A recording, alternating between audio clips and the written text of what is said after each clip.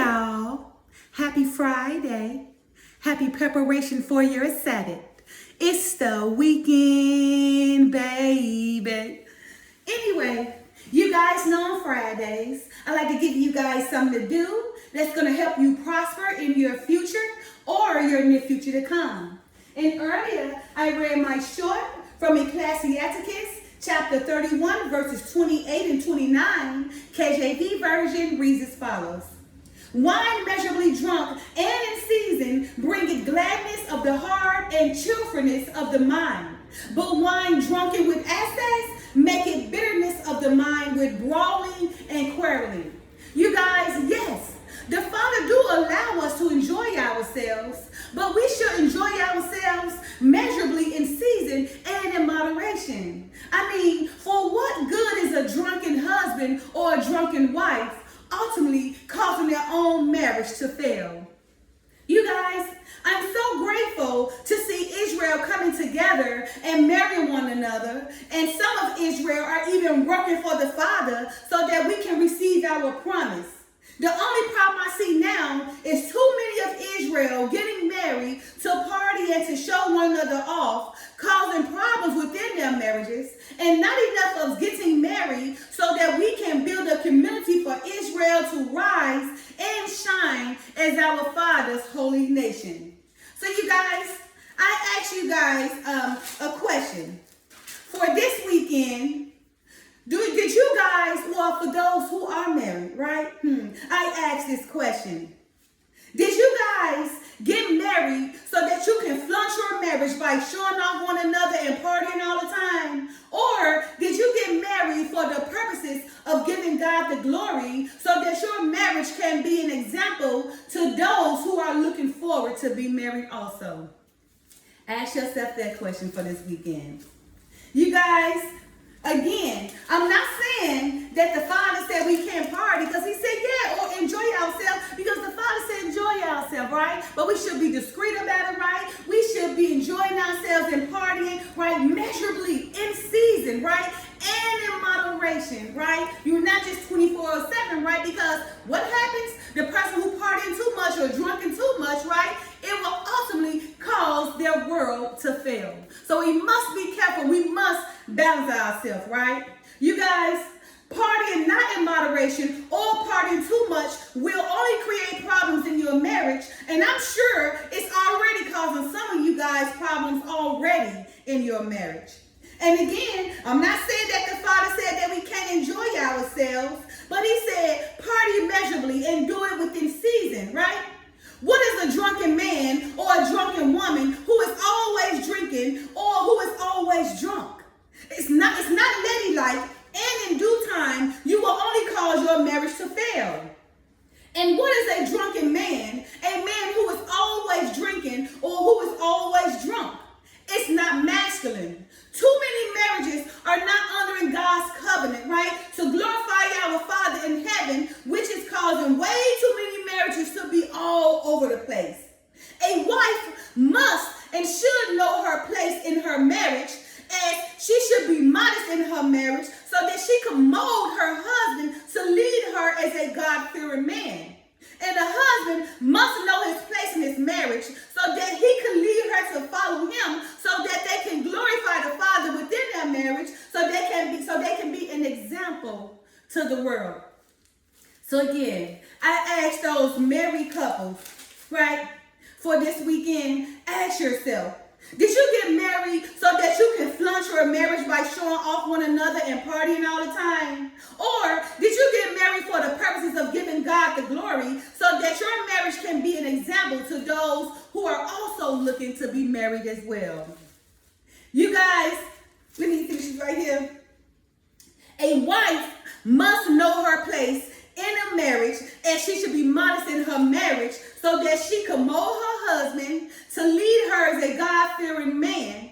And a husband must know his place in his marriage so that he can lead her to follow him, so that they glorify the Father together within their marriage, so that they can be an example, right? And produce fruits for those who also want to get married to follow, right? Just need to say that twice so you guys can understand what I'm saying, right? It's not all about just getting married, But what is the reason for you getting married, right? Are you getting married for the money, or for the title, just so everybody can see that you married, or just so you can say that you married, right? Or you getting married for a business plan or some type of proposal, right? If you are getting married for all those reasons, those are wrong reasons, right? Because the Father said a marriage brings upon a vow and a covenant, right? So that we glorify the Father, so that we be examples for others to follow. You guys, we must understand that when we're partying all the time, especially as married couples, we create problems in our own marriages. Partying 24/7 with your husband or wife only makes the marriage targeted, right? Howbeit that either the husband or wife get too drunk and then their eyes start wandering, and then one thing leads to another, and howbeit someone is watching for the husband or the wife to get drunk so that they could plot against their relationship, right? And now, because of that husband and wife is always drunk or partying 24/7, now they're bickering in their marriage with one another, and the person who has plotted against them is lurking, right? And not only lurking, but they're watching, right? They're watching for the perfect time to step in and take over, to make their move, right? So they can come in and destroy your marriage, because they feel like, he too drunk, or she's so drunk all the time, they don't know what's going on anyway, right? I can get them more drunk and make them forget what they did, right? And now when they wake up and come to, they realize, oh my goodness, right? I just done too much. But because you drank in excess and allowed brawling and quarreling to enter your marriage. All right, you guys. And again, I'm not saying that we can't party and enjoy ourselves in our marriages. I'm only saying that partying shall be done measurably and in season and in moderation, right? Why not get married to build an empire, right? Or to build a community, right? Why should we always get married to flunk before the world when most of the world is not even for righteousness, right? I ask this question again. If you're married, did you get married so that you can flaunt your marriage by showing off one another and partying all the time? Or did you get married for the purposes to give God the glory so that your marriage can be an example to those who are looking to be married also? You guys, the bottom line is doing too much partying in your marriage will eventually cause bickering within your marriage, causing the wife or the husband to now have a different agenda that leads one to cheat on one another, ultimately lead to separation or divorce. Married couples are to honor their vows or their covenant that they made with the Father and produce fruits so that they can be an example for others, for others soon to be husband and wives to follow. And believe it or not, it is either the husband or the wife, right, who initially promoted this type of behavior that created the problems within their own marriage. What is a drunken man or a drunken woman who will ultimately lead to the dissolving of their own marriage? And again, I'm not saying that we can't enjoy ourselves.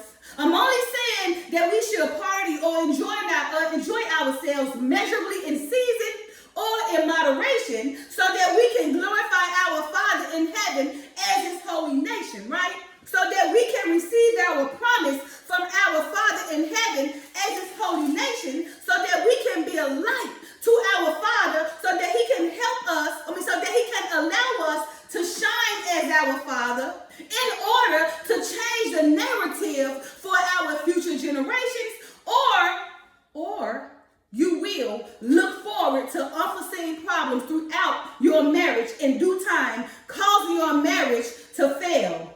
To fail our Father in heaven as his holy nation, leading to the continuance of being called all kind of bywords.